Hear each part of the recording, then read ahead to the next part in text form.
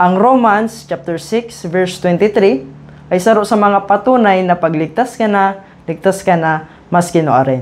So sabi sa Romans 6 verse 23, "For the wages of sin is death, but the gift of God is eternal life through Jesus Christ our Lord."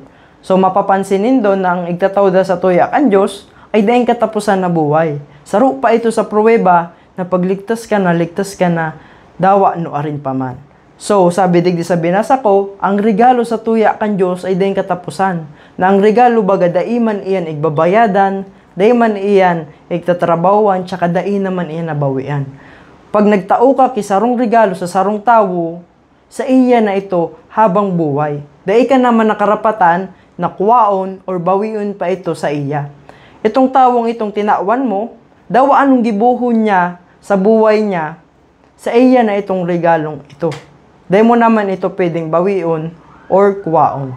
Nasabi digdi na ang regalo sa tuya kan Diyos ay daing katapusan na buhay.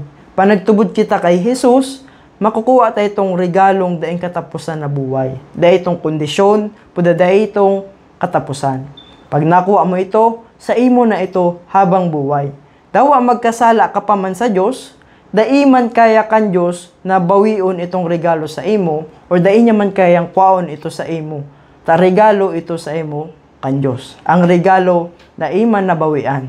So ang Romans chapter 6 verse 23 ay saro sa mga patunay na pagligtas ka na, maski nooarin.